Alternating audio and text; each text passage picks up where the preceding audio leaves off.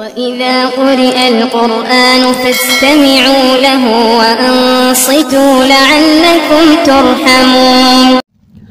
بسم اللہ الرحمن الرحیم وَلَا تَكُونُوا كَالَّذِينَ نَسُوا اللَّهَ فَأَنسَاهُمْ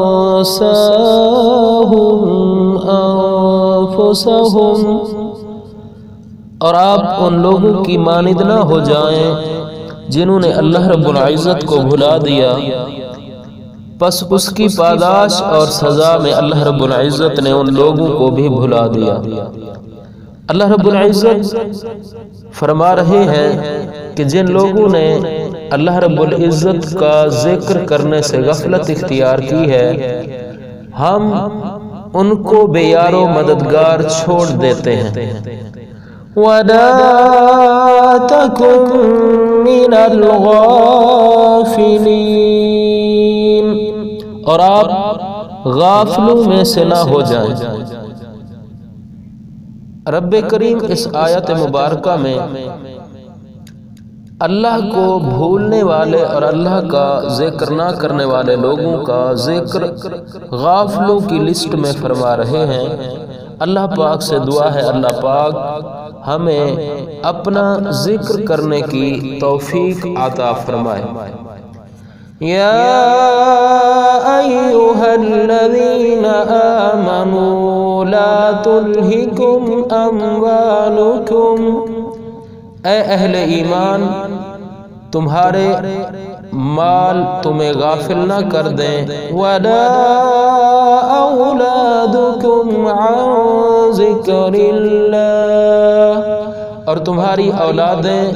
تمہیں اللہ کے ذکر سے غافل نہ کر دیں۔ وَمَنْ يَفْعَلْ ذَلِكَ فَأُولَئِكَ هُمُ الْخَاسِرُونَ، جو بھی شخص اولاد اور مال کی وجہ سے اللہ کی یاد سے غافل ہوگا، وہ شخص دنیا اور آخرت میں نقصان اٹھانے والا ہے۔ اللہ پاک فرما رہے ہیں کہ ایسا شخص جو مال و دولت کی حرص کی وجہ سے، اولاد کی محبت کی وجہ سے اللہ کا ذکر نہیں کرتا، وہ شخص دنیا اور آخرت کا ناکام اور نامراد شخص ہے۔ عن ابی ہریرہ و ابی سعید قال قال رسول اللہ صلی اللہ علیہ وسلم، حضرت ابو ہریرہ رضی اللہ تعالی اور حضرت ابو سعید خدری رضی اللہ تعالی عنہما فرماتے ہیں، رسول اللہ صلی اللہ علیہ وسلم نے فرمایا، لا يقعد قوم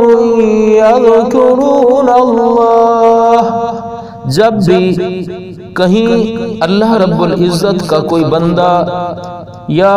کافی سارے لوگ ایک گروہ کی شکل میں اللہ کا ذکر کرنے کے لیے بیٹھتے ہیں، إِلَّا حَفَّتْهُمُ الْمَلَائِكَةُ، تو اللہ رب العزت کے رحمت والے فرشتے ان کو گھیر لیتے ہیں، وَغَشِيَتْهُمُ الرَّحْمَةُ، اور اللہ رب العزت کی رحمت اپنے اللہ کے ان بندوں کو لپیٹ لیتی ہے، وَنَزَلَتْ عَلَيْهِمُ السَّكِينَةُ، اور اللہ پاک ان پر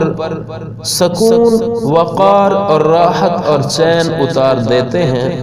وَذَكَرَهُمُ اللَّهُ فِي مَنْ عِنْدَهُ، اور اللہ پاک ایسے لوگوں کا ذکر اپنے برگزیدہ فرشتوں کے اندر بیٹھ کر فرماتے ہیں۔ رواہ مسلم۔